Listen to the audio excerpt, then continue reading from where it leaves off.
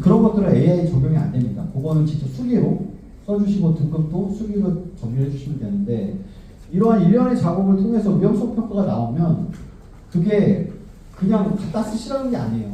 이거는 추천 모델입니다. 추천 모델.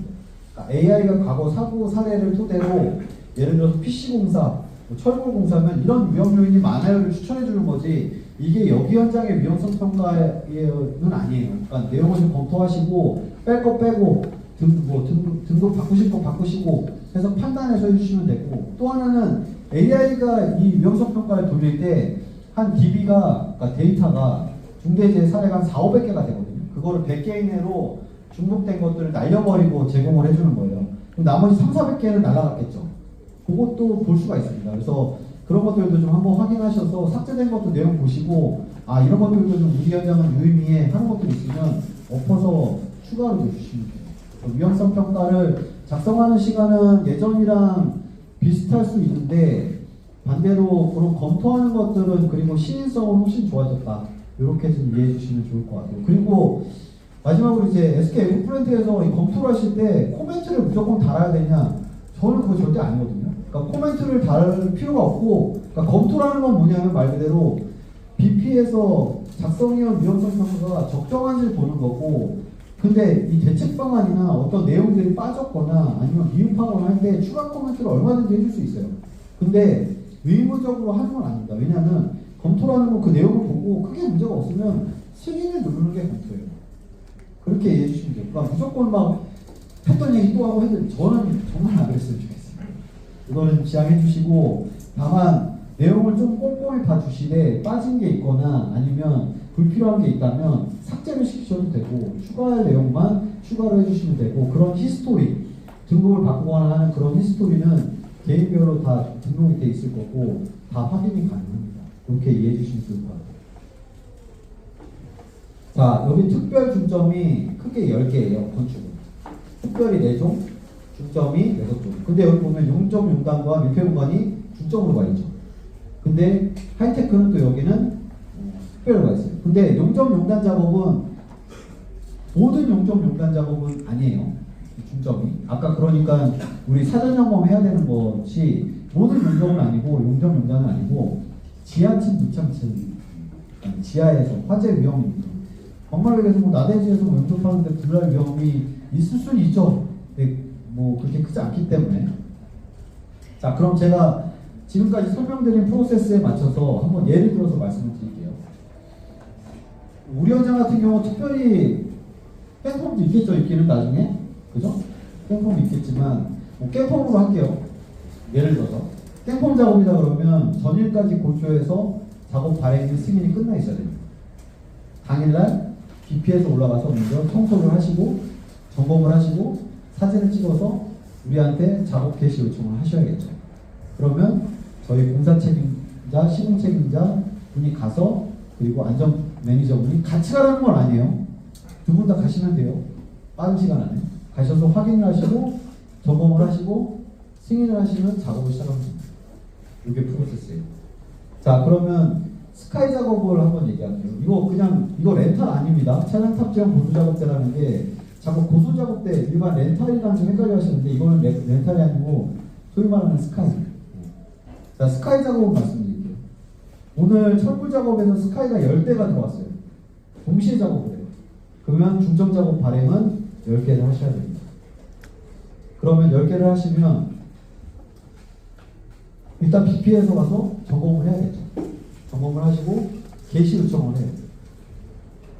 그러면 저희는 SK 에그플랜트는 승인, 그리고 빠른 시간 안에 가서 점검, 그 프로세스를 가시면 됩니다. 자, 근데 이런 거예요. 스카이가 한 대가 들어왔어요. 근데 예전부터 시종까지 오는 작업을 해요. 장소가 바뀌어요. 발행은 한 장만 하시면 됩니다. 근데 스카이가 만약에 5대가 들어왔어요. 동시 작업을 해요. 그러면 어쩔 수 없어요. 5개를 발행을 하셔야 돼요. 그렇게 지금 이해해 주시면 좋을 것 같아요. 그럼 농단 용접 작업은 어떻게 하냐? 한 팀이 지하에서 예전부터 시전까지 작업을 순차 작업을 해요. 한 장 발행해서 가시면 돼요. 근데 한 팀이 됐던 두 팀이 됐던 동시다발적으로 지하에서 매기 시전 나눠줘요. 3장으로 발행을 하셔야 돼요. 그렇게 이해해 주시면 돼요. 요거 이제 안심의 화면인데 제가 이거는 생략을 할 거예요. 왜냐하면 저도 안 해봐서 지금 테스트 중이어서 제가 여기서 설명을 드려도 직접 해보지 않으면 한계가 있으실 거예요. 나중에 저희가 신규 오픈하면 요거를 참고하셔서 한번 오퍼레이션 연습을 좀 해보시면 좋을 것 같습니다. 이런 기능이 있구나 정도만 보시고, 이 자료는 다 공유가 됐나요 혹시? 네, 나중에 한번 보시면 좋을 것 같아요. 여기서 제가 몇 가지만 좀 말씀드리면, 아까 제가 AI가 위험성 평가 검토하고 삭제된 게 있다고 했잖아요. 그거를 어디서 보냐면 여기 3번 창에 보면 AI 위험 요인 보복이라는 창이 신설이 됐어요. 요거를 누르시면 AI가 날려버렸던 위험 요인과 대책 방안을 추가로 볼 수 있는 기능이 있다. 아시면 좋을 것 같아요. 나머지는 제가 다 넣을 거고, 요거 불러오기 기능 이런 거 다 있습니다. 그러니까 전 회차에 위험성 평가 했던 거 불러오기 기능 다 있어요. 참고하시면 돼요.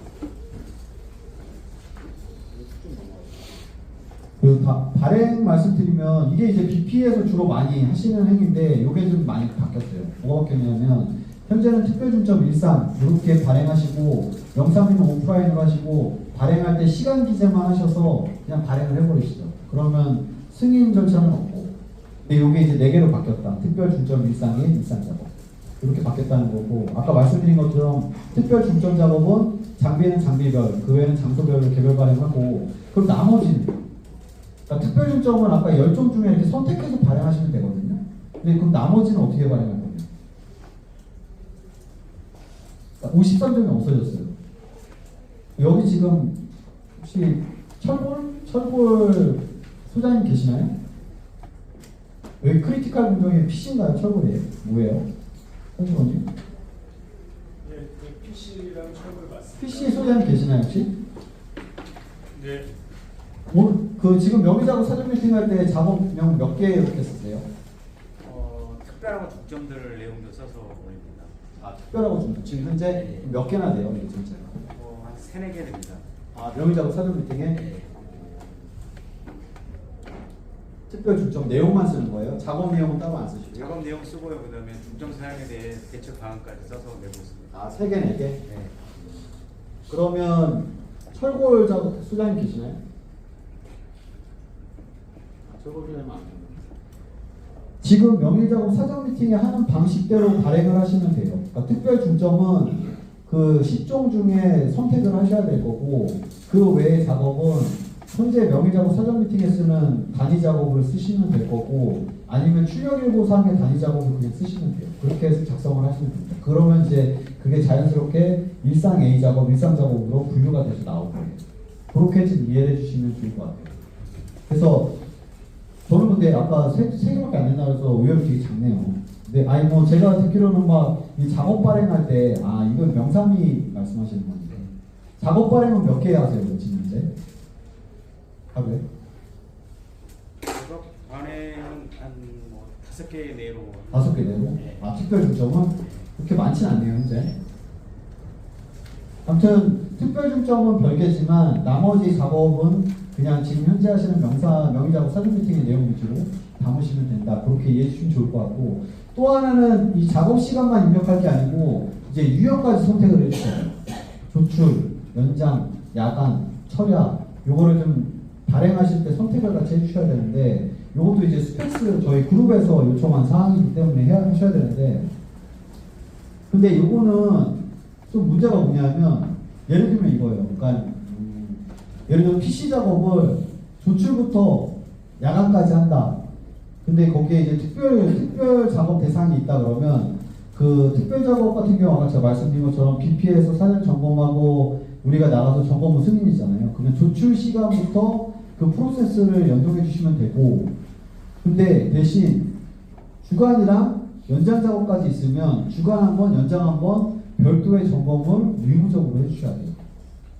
근데 저희가 요 조출과 주간과 연장과 야간에 시간을 정의를 드리진 않았어요. 현장에서 자유롭게 하시라고 드린 게 뭐냐면, 이 그룹에서는 뭐냐면 연장 작업을 하거나 야간 작업을 하면 주간 작업과 다르게 점검을 또 추가로 무조건 해야 된다라는 주장이에요. 그러다 보니 저희가 어쩔 수 없이 그걸 따라가야 되는데, 예를 들면 이런 거예요. 우리는 다 그냥 기본 저는 그냥 제가 팁입니다. 제 개인적인 생각으로. 다 연장이에요. 무조건 기본 뭐 아침 7시부터 해서 기본 한 7, 8시까지 해. 그러면 그냥 그걸로 주간으로 가셔도 돼요. 프리로. 왜냐하면 인프라 같은 경우는 터널 같은 경우 24시간 하거든요. 그러면은 주간 팀은 그걸 어떻게 발행을 하냐면 주간, 야간 이렇게 두 개로 나눠요. 그래서 주간에 하는 팀과 철야 팀이 나눠져 있기 때문에 그건 별도로 발행하는 게 맞고, 그러니까 제가 말씀드린 건 뭐냐면 한 팀이 뭐 한두 시간 더 하는 걸 갖고 또 뭐 야간을 끊거나 이렇게 가면 사실 이 로직도 점검하시는 분들도 복잡하고 현장 관리도 복잡해져요. 그래서 저는 가급적이면 한 팀이, 물론 이제 한 팀이 막 진짜 밤늦게까지 하면 그건 좀 다른 얘기긴 한데, 뭐 5시에 끝날 걸 한 6시, 뭐 7시, 6시 반, 7시까지 간다 그래서 그거를 막 무조건 다 조출로 가냐 그러면 조출로 가냐 아니고 연장으로 가냐 그러면 그 연장으로 되는 것들은 또 다 별도로 우리가 점검을 다 해야 되는 거예요. 관리자분들이. 우리 SK, BP 관리자분들 다.